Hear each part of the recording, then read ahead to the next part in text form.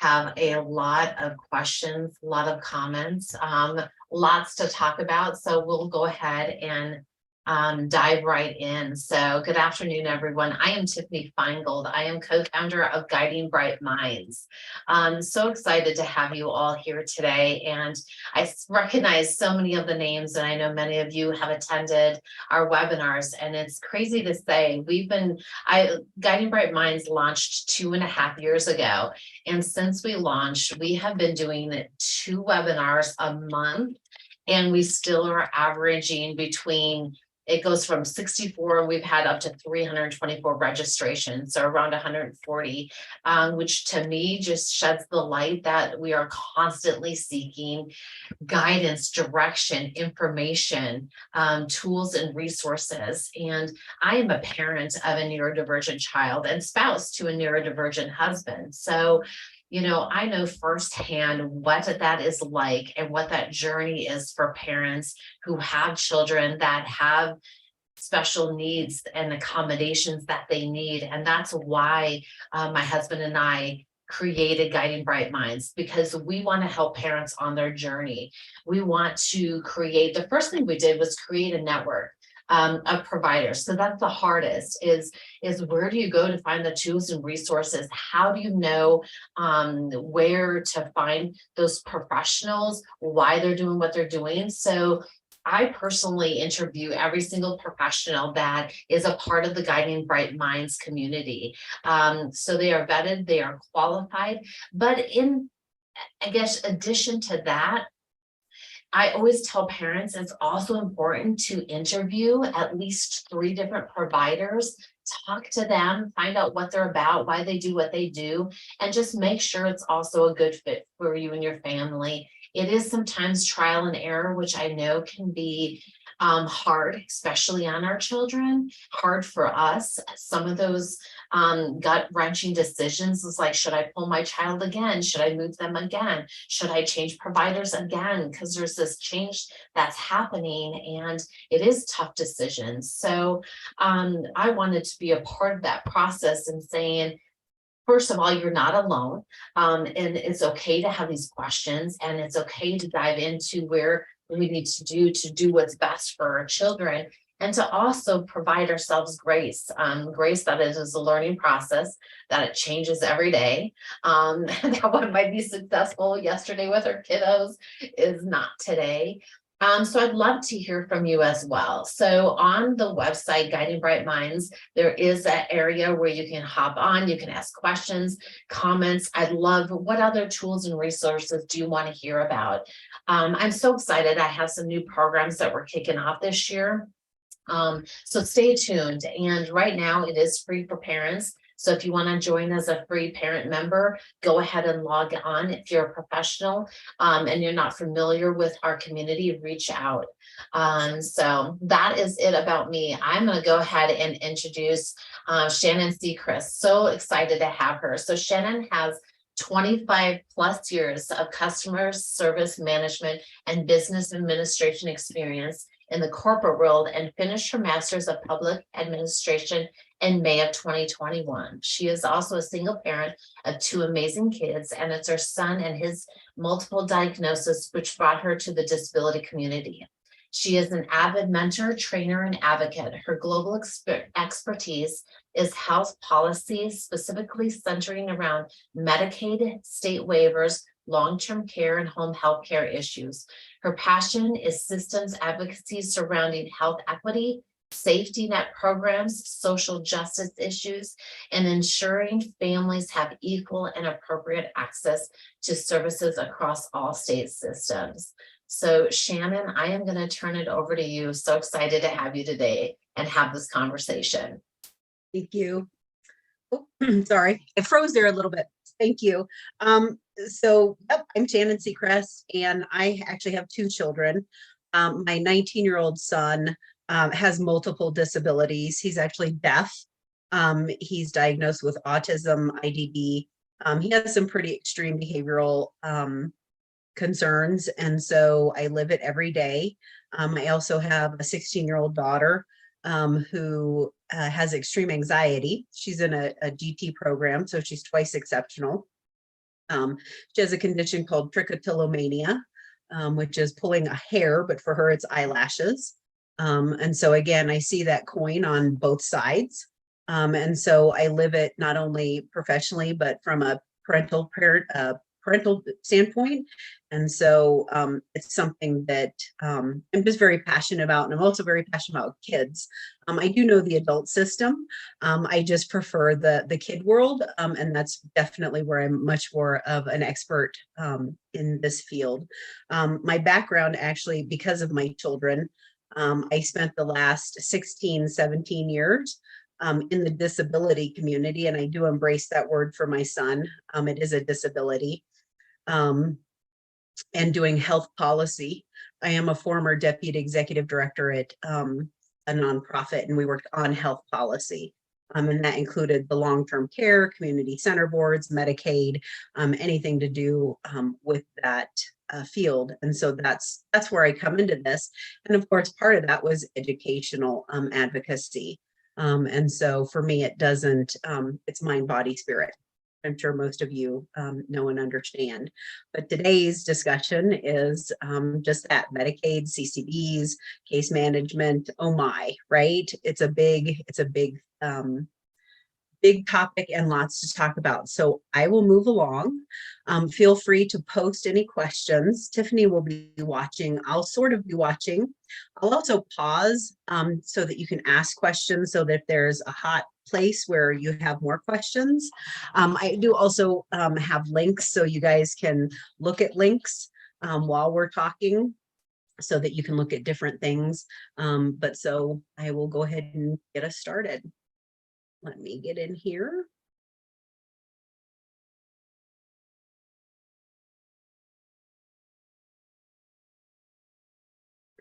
So my first caveat is the information in these slides are only as good as today. With healthcare and with state systems and anything like that, it is constantly changing. We also know with administrations, we just got a ton of ARPA money. We got tons of funding for that. But we know that systems always change. And so the information, I will say, is probably good for maybe 6 months to a year. But just know that we are actually in the midst of a huge process change right now in the case management and long-term care system. And so know that right now this is what it is today, but it will be your responsibility to look at the links, follow the links to get any current information. And if you can't find it, you can always reach out to me or obviously Tiffany or anyone to get to me to ask questions. But I just can't guarantee the timelines, because also timelines also change. That's why I give you direct links to check those out. This is just my family, my son and my daughter. And again, a little bit of my background. I've done UPS, United Airlines, Target. My background is definitely very corporate. That was before kids, and I'm sure a lot of us have been there. So. I'm also a state licensed CNA and certified phlebotomist. And so I also come at it from that perspective, from the home healthcare side of it. And so because I am regulated by DORA, and I have done home healthcare for over like about 15 years. So that's also my perspective. So let's start out with who or what is Medicaid. In Colorado, our state agency, it's run by one state agency. It's the Department of Healthcare Policy and Financing, and we call it HICPUF. So if you ever hear anyone talk about HICPUF, that's who they're referring to. There are also different types of plans within Medicaid, which we'll talk about, but the state plan, and that's the Colorado state plan, is actually a contract with the federal government, whereby we get money from the federal government, and we get a percentage of money from the federal government to administer our Medicaid program. The Colorado Medicaid also is the one who establishes the eligibility standards within our state, which is nice because Colorado, by and large, and I know some people might not agree with me, but we actually have a very robust Medicaid program compared to other states. Now, I know typically on the East Coast and West Coast, there are sometimes better or different options, but Colorado, by and large, we have Medicaid expansion, which I'll get into. But Colorado really does have a very robust system. They also will determine the amount, the duration, and the scope of services which are covered within Colorado Medicaid. And there too, we have a very robust system in Colorado. They also set the provider rates, which we actually as consumers can help influence, which that's part of what I'll talk about at the very end about your way to influence and advocate. And just know that when you talk about an entitlement, and I don't really like that word, it seems to have some very negative connotations. It is actually an entitlement. So you get enrollment if you meet eligibility. So that's all an entitlement means. So Medicaid, the way I look at it is what is it and how do I get in? So in my mind, it's a great big huge house and there's lots of doors and lots of windows. And I know that you go, really? Like Medicaid's a system, but that's just it. It's a huge system. And there really are lots of doors and lots of windows to get in. And so I'm going to briefly go over them. And then again, if you have questions or questions later, I'm happy to answer them. So I started to go over the state plan. So that's the big umbrella of Medicaid.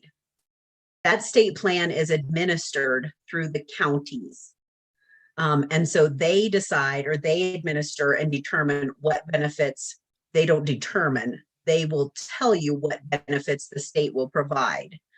They also provide the assurances and how the state will administer the program. So if you go down to Jefferson Department of Human Services, they will walk you through state plan eligibility. They will also tell you about how the state complies with the federal requirements. And so whenever you talk about regular Medicaid or state plan Medicaid, those are all the same. They're all Medicaid, okay? Medicaid also has waivers. And what waivers do, and actually all states have waivers, and they have different numbers and kinds of waivers. We currently have 11 waivers. And what waivers do is they do just that. They waive something. So sometimes they waive income. Sometimes they waive geographic location. Sometimes they waive who meets the eligibility. And so what they do is they allow folks to become eligible for Medicaid and receive additional services. Those are administered through community-centered boards. And those are, I will say, quasi-nonprofit, quasi-governmental agreed entities that administer those benefits. There are certain waivers that they administer to a certain category of clients. And so again, with that, they get the benefit of being on the waiver as well as the state plan Medicaid. The next one would be buy-in. And I'll slow down in a minute and the next slide will show that. So buy-in. This allows people who meet the medical eligibility to buy into Medicaid. And this is for adults and children. So an example of that, you do actually have to pay premiums and it is based on income, household size, etc. So I'll give you an example. So for myself, I meet the eligibility for Medicaid buy-in because I have an acquired brain injury. Because of that, I meet the eligibility requirement as a disabled person. So because of that, I can buy into Medicaid, I can pay premiums, and I can have, as long as my income is below the threshold of meeting the adults, working adults, I can buy into Medicaid and meet that eligibility. Now I don't qualify for a waiver because I don't have a spinal cord injury. I don't have, I wouldn't meet the mental health injury or mental health waiver. I wouldn't meet the elderly, blind, or disabled waiver. So instead, I can meet the eligibility by buying in. Children can also do that. There are also other waivers that are administered through the county, like the elderly, blind, and disabled waivers. Those are administered through the counties. So you'll see that each one are administered by different programs and different areas. There's also long-term care, which, again, it depends on which door and which window you go through, but allows different adults and different children to gain access through different programs and different eligibility. That's a lot to throw out there in one slide. So I'm going to slow it down and we're going to take it step by step. So what do I get under Medicaid? So Medicaid itself is health insurance, right? And I think that for many, many years, there was a stigma behind Medicaid thinking it was only for people who are low income. And these days, that's simply not true. Again, we have so many options. There's so much, again, in Colorado, we do have Medicaid expansion. So we do have eligibility for working adults to be able to buy in. We have waivers. We have so many more options. But under Medicaid, you obviously get a list of benefits. There are some mandatory, there are some optional. Again, Colorado has expanded its benefits. You get access to certain types of services, and they're always, of course, based on medical necessity. For children under the age of 21 or up to the age of 21, there is a program called Early Periodic Screening Diagnostic. That's not diagnosis, it should say diagnostic and treatment program, EPSDT. And that is for children under 21. And it essentially says that there is no cap for services if you meet the medical necessity. So like with adults, Medicaid can say you have $1,000 limit on your dental benefit, and they can just do that for adults. For children, under EPSDT, if you met the medical necessity, theoretically, you could say the $50,000 worth of stuff that needs to be done in dental, and it would be covered. So that's the difference for children under the age of 21.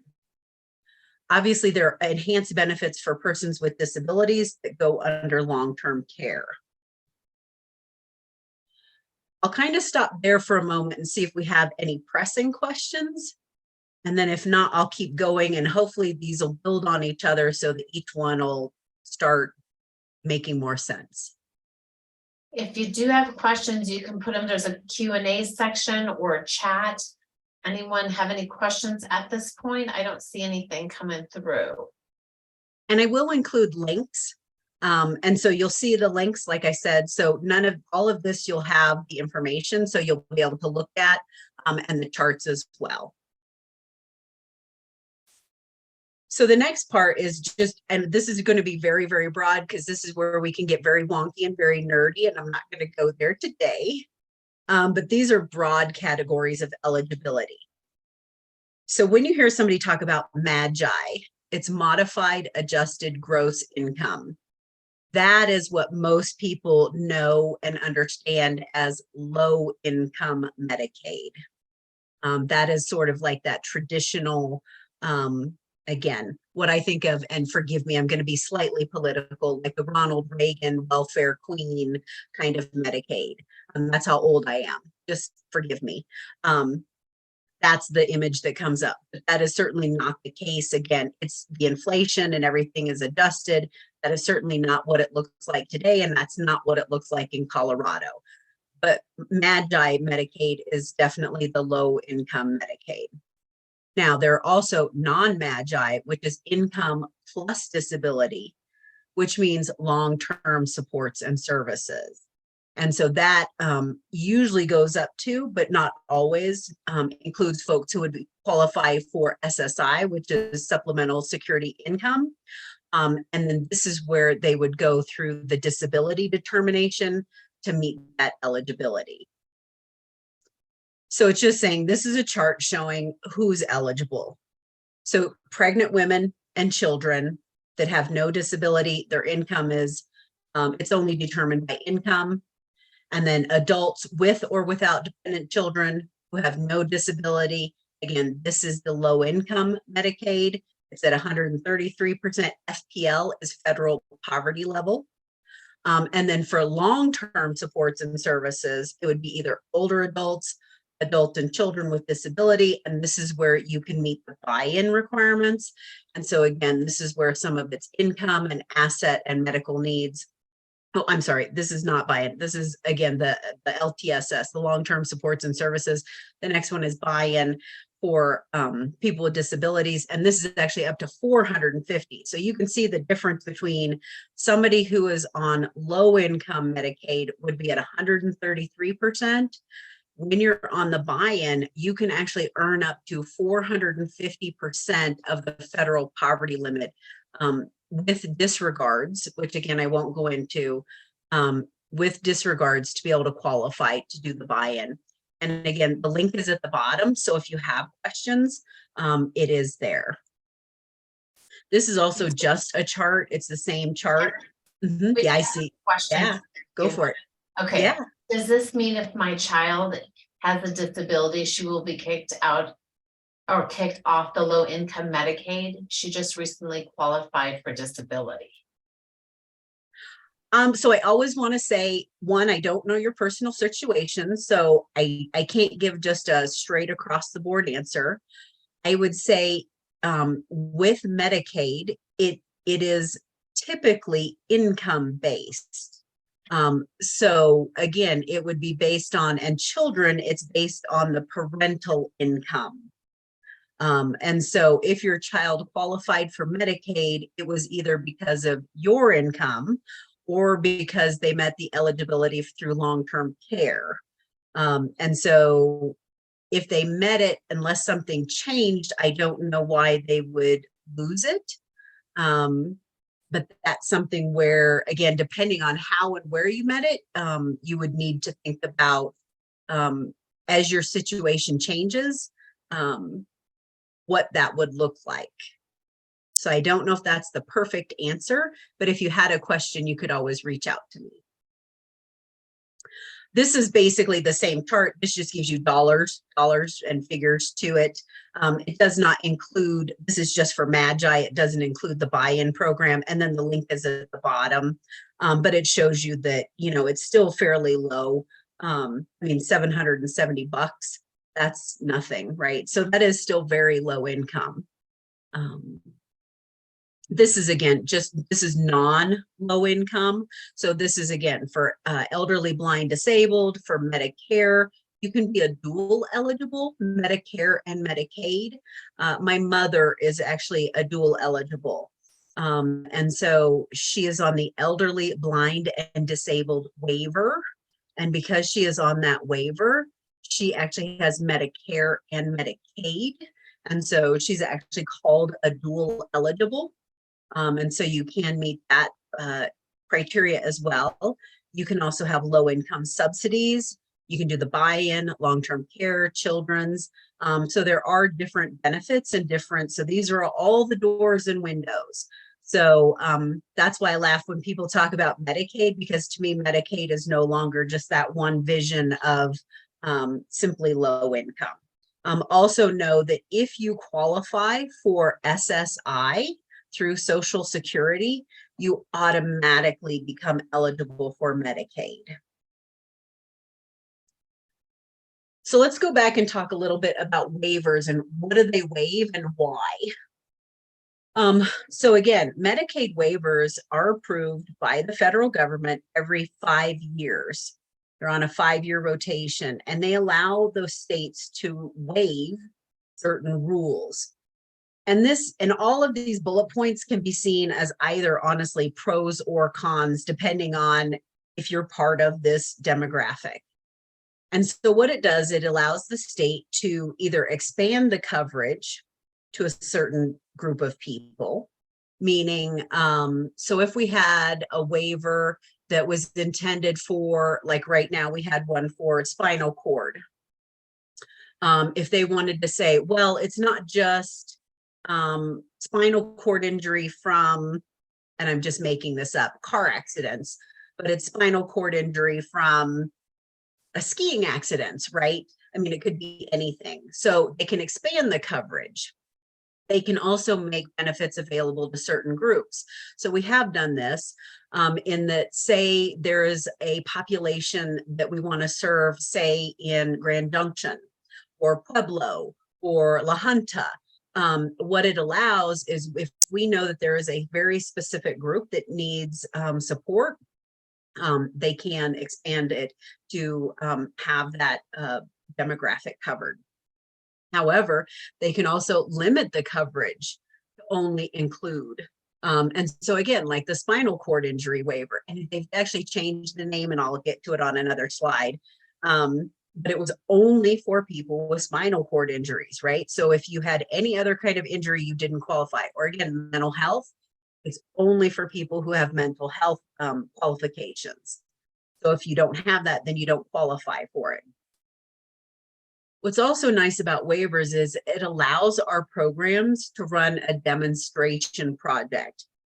So if Colorado Medicaid thought, you know, we really are seeing this huge need in XYZ category, XYZ demographic or disability, or we're really starting to see a trend in kids with whatever, and we want to be able to apply and show the federal government that we really need to have a waiver, because again, the federal government's the one who pays a portion.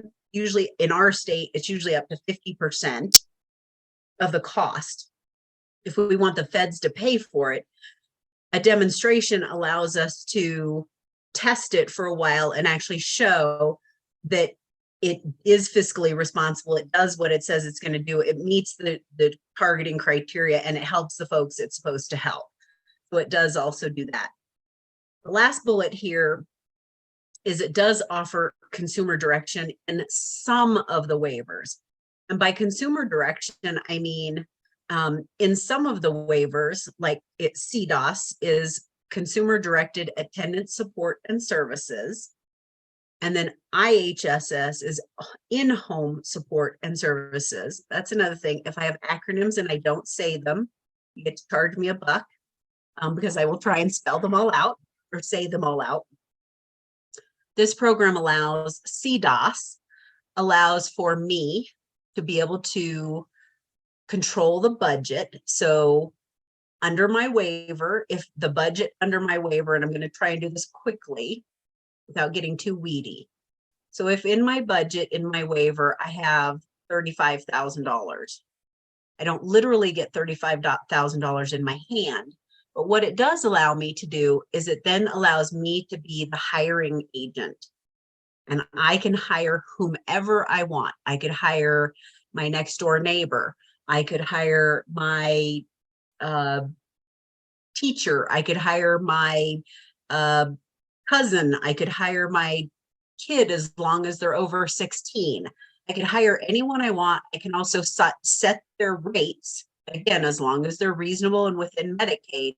I can set their rates, and I can make sure that they're paid according to the rates and the hours that I need. So I become basically an employer. Now, again, I don't literally pay them. They have to go through a fiscal agent, but it allows the direction so that I determine when, where, how, and who provides my care.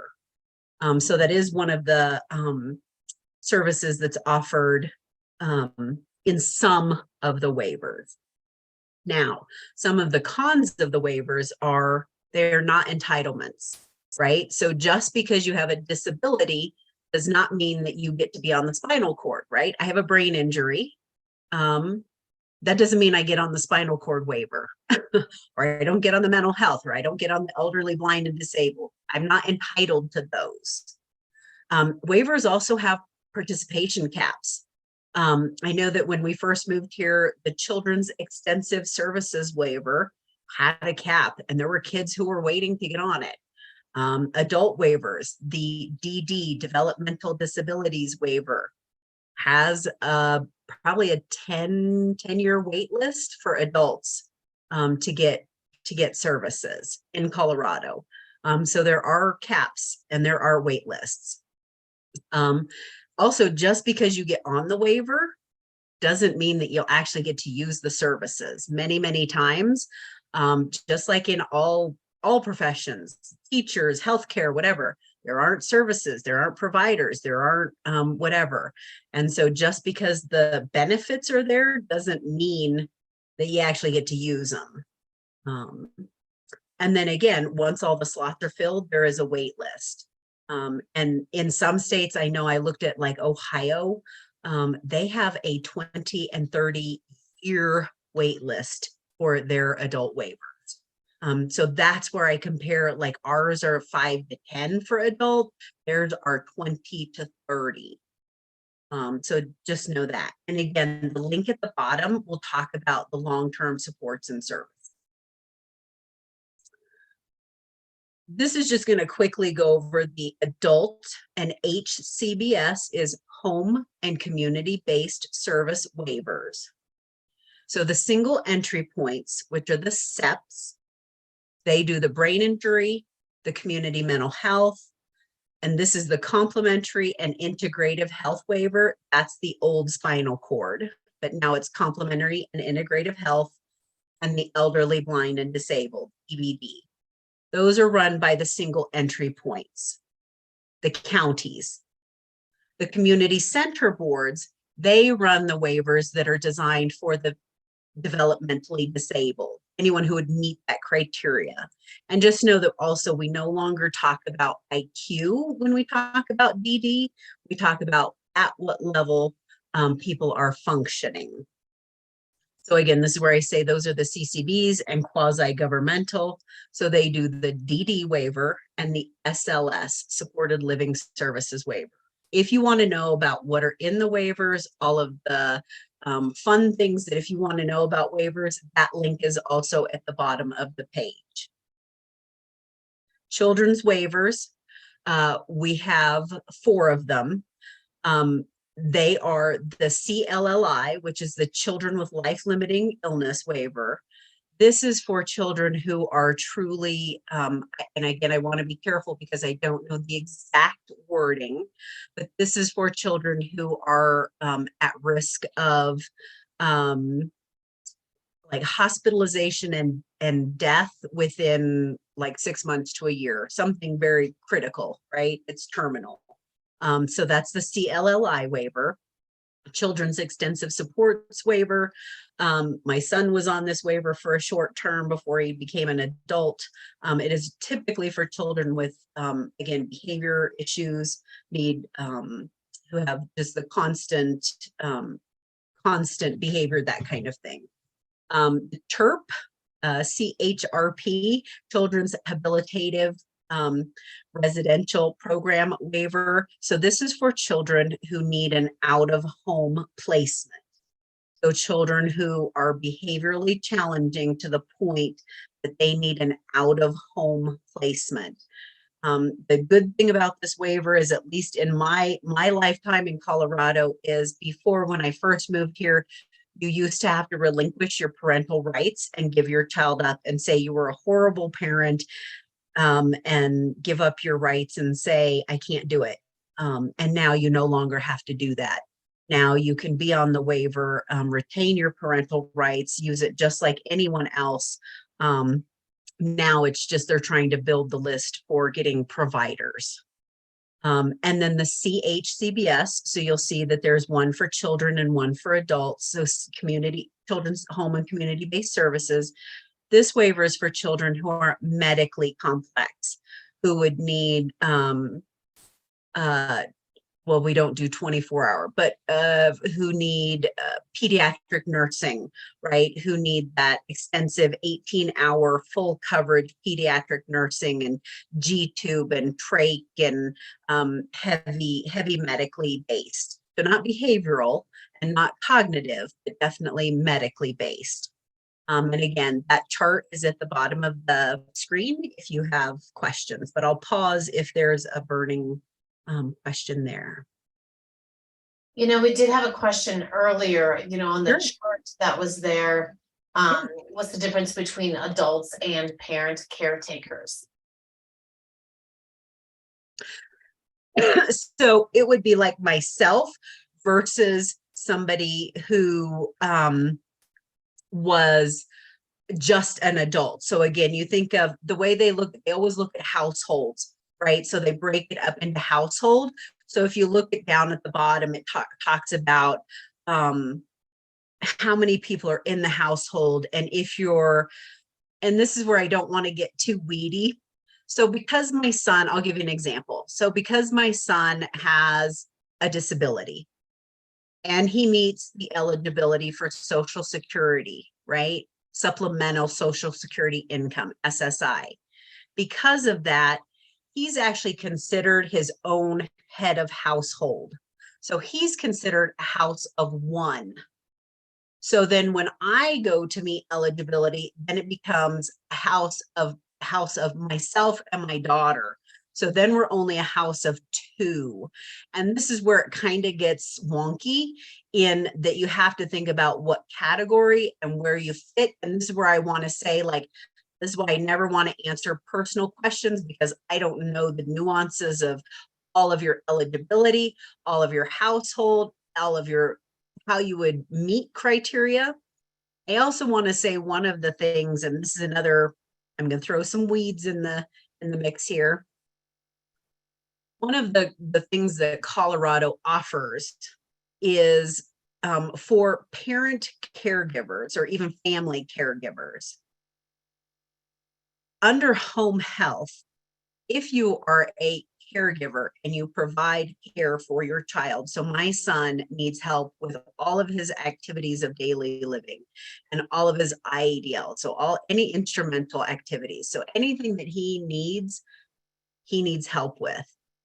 And so that's where I have been employed with a home health agency for 15 years. And I'm a certified and licensed home health agent, certified nursing assistant, CNA.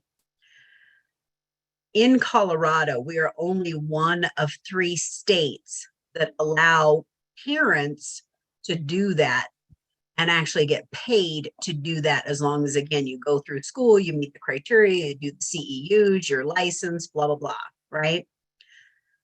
The reason I mention that is because the income that I earn from that work is taxable, but it is not deemable.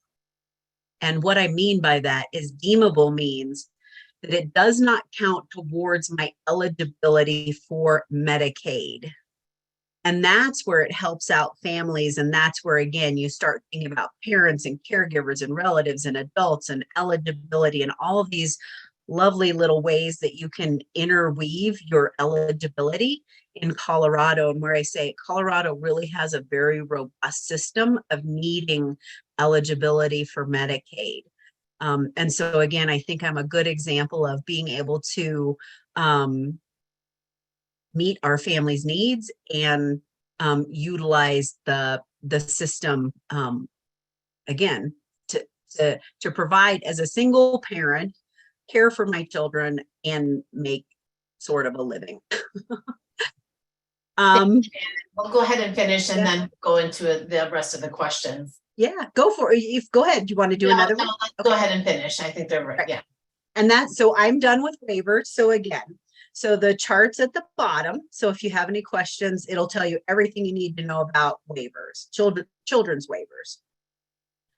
This is just a map of the community center boards and how it's broken up. And the reason why I'm saying this and why I provide you this is because this is what's changing right now. And this is why it's such a big deal. Because right now, what I had been working on for the last 8 years, literally 8 years, Colorado has been preparing to change all of this. So all of the long-term care, all of the community center boards, all of the single entry points, all of this is changing. We're in the middle of it right now. we are also in the middle of changing the eligibility criteria, the eligibility process for long-term care. So again, I've been working on with many thousands, not just clearly thousands of people, to look at redefining the long-term eligibility tool. And so we're doing that right now. And so just know that this is what it looks like. So you can see the 20 community center boards. This is going to be going away. And then on this next screen, you'll see the single entry points. These 24 single entry points, these will be going away. So between these two slides, and you'll see again, the links are at the bottom. What will happen is between now and 2025, an entire new tool is being developed. It's already being done. Case managers are being trained on the new tool, and the new process and the new bids will be going out, because what's happening is essentially anybody, and I'm just making this up again, Shannon Seacrest could, if I wanted to start my own case management agency, I could do that, and I could put in, I could respond to the RFP, the request for proposal, and say that I want to be a case management agency, and I could do that. And what's going to happen now is that the case management agencies will have to be able to do it all. And this came out of a program that I worked on probably, I would say at least probably 10 years ago. It was called No Wrong Door. And the concept is just that when you think about Medicaid and the house and the doors and the windows and whatever, that there was literally no wrong door that you could go through to meet eligibility or to get into services. And so that's sort of the idea that it came about. And so what's happening is they're actually now 10 years later getting that going. Again, this is where I say the timelines. I'll show you the link to the timeline, which you can track it yourself. It's supposed to be 2025. All of this is supposed to be in place. So these maps will change completely. The agencies will change completely. Everything will change. So just know that. And that's why I wanted to talk about it. And so it's actually called Case Management Redesign.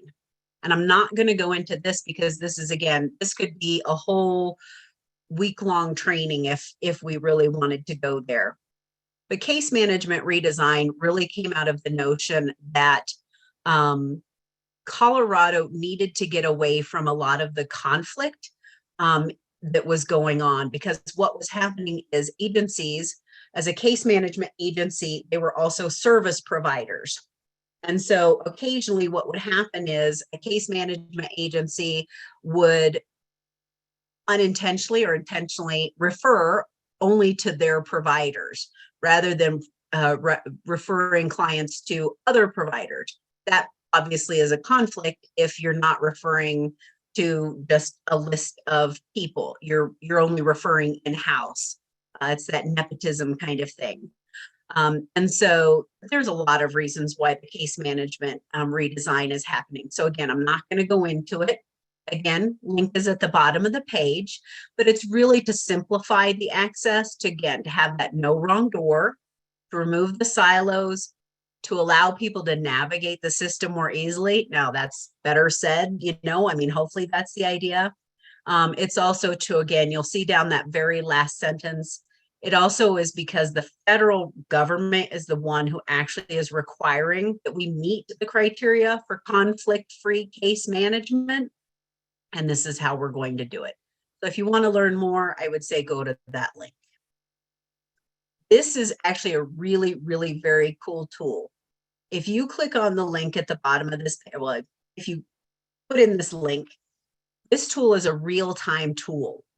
And it'll move for you. And so you'll actually be able to see where we are and where we're going. And so this is only a screenshot of course, what I did. So you can see it only goes up to July of 2024. And it'll say, click here to zoom in and move it around and move past and go to the case management transition.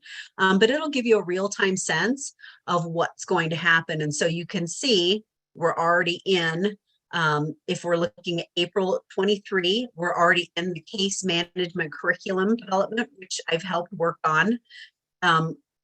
looking at the training, which I've actually helped work on and design and review and implement.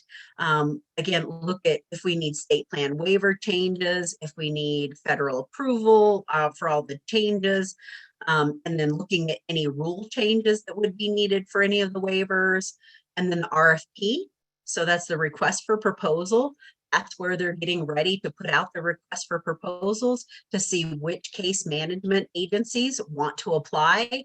And then you can see over in May of 23, it says the case management agency awardees are being notified. And so again, and you can see down at the bottom, there are quarterly webinars, and this is where I'm going to tell you guys to go join, and that'll be at the very end. But again, that link is at the bottom. So I would highly encourage you to go look at this so that you see what's going on. So again, I'm just going to briefly go over this. So this is what I utilize. This is the Colorado, and this is another thing. So Colorado tried to be cheeky. They decided Medicaid had too much of a stigma. So Colorado did this whole campaign. I would say, I think maybe within the last 5 years, again, my timelines get all wonky. But we actually changed our Medicaid to Health First. And so we don't call it Medicaid, it's Health First, but we all know it's Medicaid. So it's Health First Colorado, buy-in for working adults with disabilities. And this again allows anyone who's 16 years or older, who you have to be employed on some level doing something. You have to meet the Social Security eligibility for a disability. You can make up to 450% of federal poverty. And so if you look at 450%, that means that you could actually have a monthly income of over or up to $5,000. And you would pay a premium of $200 a month. So again, this is health insurance. You're paying premiums and you're buying in. The next one is for children. For children, it's actually based on children's income. And with, again, this is where you're going to look at the children's chart, the income chart, the premium chart. They also have to meet the eligibility for disability. So you do actually have to have a disability to be able to buy in, but this would be for a child who has a disability who maybe doesn't meet the eligibility criteria for one of the waivers.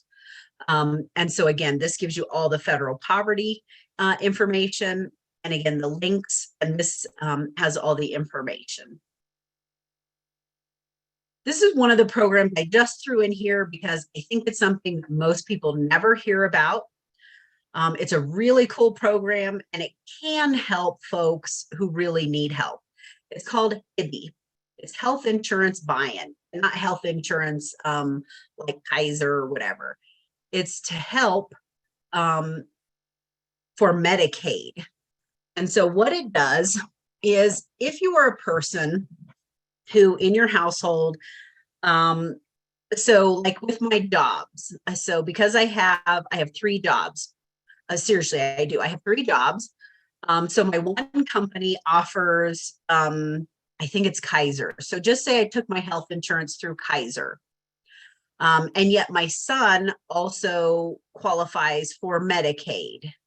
And I wanted to have insurance through Kaiser and Medicaid for whatever reason. I wanted to keep him on both policies. What HIBI does is HIBI would allow for the premium portion for my son to be covered on Kaiser. Hopefully I'll say that again to make it clear. So in order to keep my son on Kaiser and Medicaid, HIBI allows, it would actually pay me to have his portion of our premium to be covered so that I could keep him on both. And you go, why would you do that? Why would Medicaid do that? Well, it actually makes sense for Medicaid because Medicaid is always, always, always the payer of last resort. And so what this would allow is, one, it makes us go to providers that take and it doesn't have to be Kaiser, let me be clear. I'm just using that as an example. It could be any health insurance, just using that. So it makes us go to a provider that takes Kaiser and Medicaid, which normally doesn't happen. So maybe not a good example, but say Cigna and Medicaid. What would happen is that provider would bill Cigna first. Cigna would pay their portion. Whatever was left over would then be billed to Medicaid. And I would never receive a balance bill for anything. I would never have a copay. I would never have a deductible. I would never have anything for that child, for my son. And so that's why it's nice, because there would be nothing, there would be no cost, no nothing. Everything would be covered for that child who meets the eligibility for Medicaid. And so what it does is essentially it really does benefit Medicaid, because the minimal amount that they're paying under HIBI allows for the bulk of the cost to be covered by that private insurance. So it is really to their benefit. Again, if you want information, the link is at the bottom and it's called HIBI. I'll pause there too. How many more slides do you have left? Because I know there are questions coming in. Where are you thinking on time? One more. Okay. Awesome. We'll keep going. This is actually a pretty quick one too. This is just the new long-term care assessment tool, and this is part of the process. And so this is just so that you can have an understanding of what it'll look like and how complicated it is. So for anyone who's interested, and again, this was just for TMI maybe. Again, I get a little geeky and a little wonky. It's about all of these things that will be looked at. So when you're looking at eligibility for waivers and for services, they will be looking at memory and cognition, functioning, health, sensory, psychosocial, safety, housing, employment. And some of these you'll see are voluntary and some of them are mandatory. And so just know that there is a level of care screening that's done. You do have to go to one of these, what will be a new case management agency. One thing that I always recommend for folks to apply. If you believe you're eligible, I always recommend applying, because the case management agency, nor a case manager, nor any person can deny you access to applying. It's only through Medicaid and through their system that you can receive a denial. You have to receive a denial in writing. They have to give you a reason why. And if you believe that you're still eligible, you absolutely have appeal rights. That's down at the bottom of the screen as well.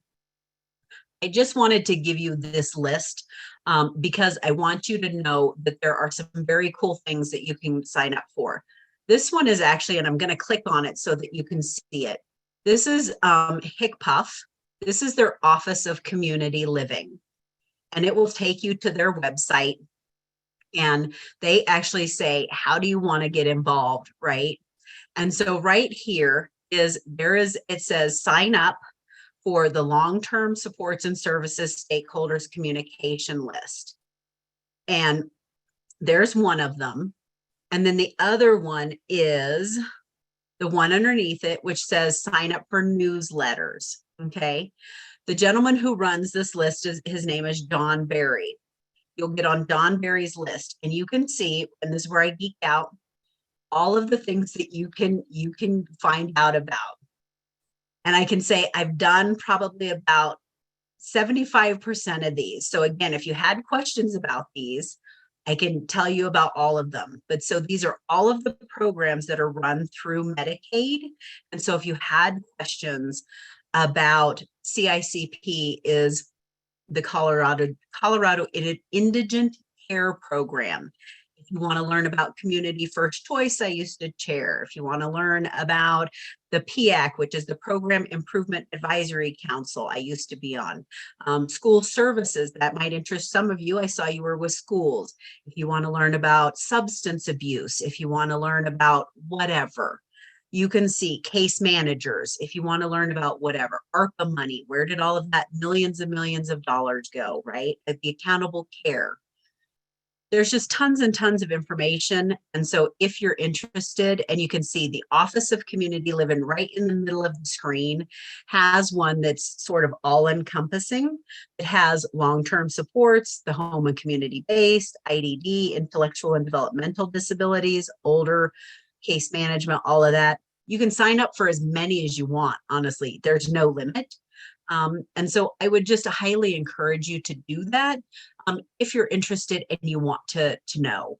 One of the other things, I'm just going to give you a few plugs. Parent to parent.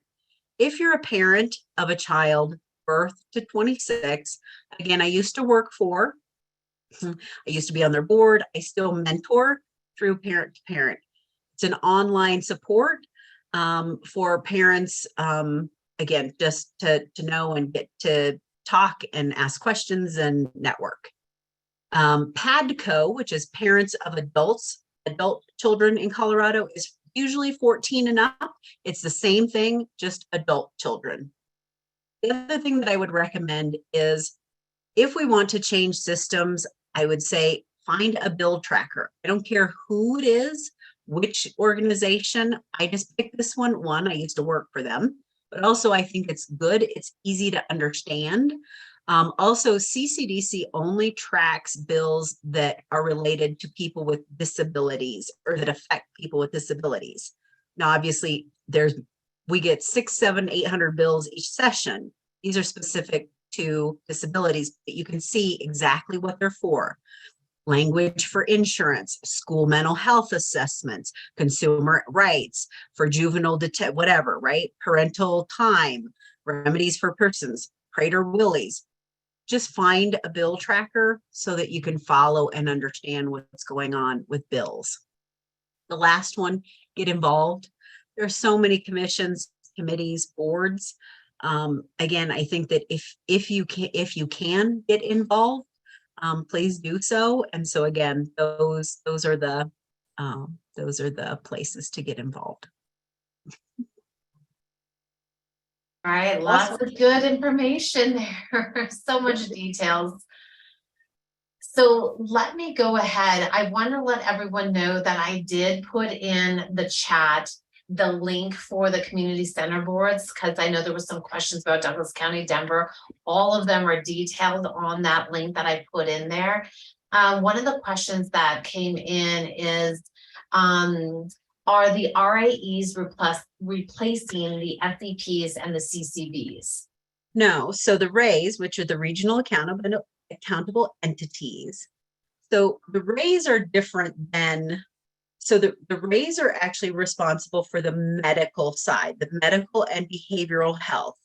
So I'll say like in Jefferson, or in, well, not just, I'm a JEFCO. So in JEFCO, it's CCHA, Colorado Consumer Health Alliance. So that is the regional accountable entity.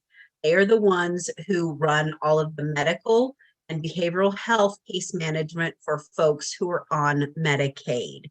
And there are 7 different of those. And if you Google Colorado RAE, RAE, or regional accountable entity, you can see those maps and those 7. Actually, CCHA has 2 areas. You'll see all the different regions. They are going to be shifting, but they are not going to be supplanted or changed because of the community-centered boards. That is actually a different system than the medical side, which the RAEs do. Okay, thank you. Another question, is the new assessment tool just for adults and then separate PAT for kids? PAT. Right. So, nope. And I'm glad you asked about the PAT. So I actually was on the team that developed the pediatric acuity tool all those years ago. I know many people don't like it, but no. So the new long-term care assessment tool is for anyone. And right now we have 75 to 77,000 people in Colorado who are currently eligible for services using that tool, but it's also for anyone who would become eligible. So it's for anyone, birth to death. And that's why I get so geeked out on it, because, and why it's so important to understand this new tool, to understand the case management redesign, to understand the eligibility, and to really understand what's going on, because this new tool is going to determine what's going to happen even right now for 75,000 people. And the pediatric assessment tool is specific to home health, or acuity tool, whichever one you want to call it. That is not necessary. I know they're looking to change it. It's not necessarily being changed. Again, if you had questions specific to that, I could walk you through it, because again, I was on the team that developed it all those years ago. We used my son as the model, the non-medical model. Wonderful. And, you know, when we were talking about the charts and knowing the age of your son, somebody just wanted to ask, so do all kids on SSI become head of household, or was your son? No, so they become their own head of household. And I saw Maureen's question. Maureen, I think, are you talking about the new long-term care tool? It was supposed to be coming out in 24. That's where I gave the caveat, my spiel that says that you need to go look at the timeline, because it changes. And I just saw in Don Barry's letter that that the timeline for the case management rollout had changed, because they didn't get a go, no go, or they got a go, no go on the rollout. So they pushed it back another few months. So that's why I highly recommend anyone to look at the timeline, but it's supposed to be 24, 25. Yep. Wonderful, thank you. I know we're over the hour. A couple more questions I want to dive into. And I don't know how specific you want to get, but somebody asked, are there specific genetic conditions that would qualify a child for a waiver like SES? Are there specific Or genetic? CES, Yes, sorry, that's not okay. SES, CES. No, I wouldn't say that it's based on genetics. I mean, I would say there are certain, I would think, like, so my son, they thought he had Prader-Willis, right? So with Prader-Willis, you know that there are just certain things that manifest when you have that type of disability. But I wouldn't say, like, if you have CP, would that automatically qualify you? No, I wouldn't say that. Again, what they do is they look at how frequent and how often and duration and how long it's occurred and intensity, right? I'll give you an example. Like, this is what my son does, right? He just tears you up, right? But does that happen once a year? Then he wouldn't qualify, right? I mean, if it happens daily or weekly, or, I mean, you have to think about all of those type, and that's why it's really hard to, but if you wanted to talk about like the things that might qualify, but that's why if you look at some of the things on the targeting criteria we could talk about, but that's why I say apply, because you don't know. It's like the lottery, you don't know until you play. So I always encourage people to go look and apply.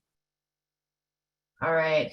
Well, and you know, Shannon, why don't you tell a little bit about what you do too, you know, with Learning Differences World, that experience, because I mean, an opportunity, and when we talk about the impact that professionals like you have on our community, share a little bit about that, and then we'll go ahead and say goodbye to everyone. Sure.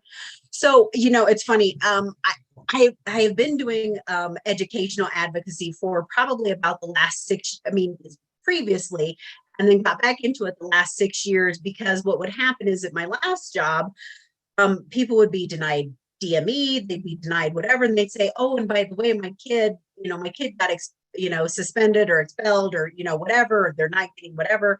And what I found is the kids that I most generally help were kids who were needing a residential placement or out of district or whatever, and that's how I got back into it. And so what I do is currently I work for Roxanne Bradley and Learning Differences World. We are educational advocates, K through 12. And we will help you with anything, any IEP, any 504, any accommodations, anything like that.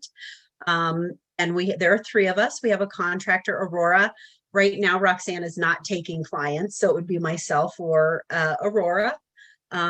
But we would love to talk to you if you have any questions. And if you go to our website, you can actually see all of our services and the things that we offer, because we do actually offer more than that, but that's what we do at, we call it LDW. So yeah, thank you for allowing me to share. And you can see I geek out on this. I love kids, and I love advocacy and really, like I said, helping people get what they need. Wonderful. Well, I appreciate it. There's so much to learn, so much to do, so much information that's out there. And if you have questions, you can always send me the questions and I can answer them and get them back to you. Okay. All right. Sounds good. Well, we're almost 6 over, so I am gonna give everyone their time back. Yes. I know there's so much to go. So thank you all so much for joining today. Hopefully it was helpful. All the webinars are meant to be informational, give you some foundation, some guidance. There's so much to learn, so much to do. So everyone have a great afternoon. Thanks. Thank you. Bye.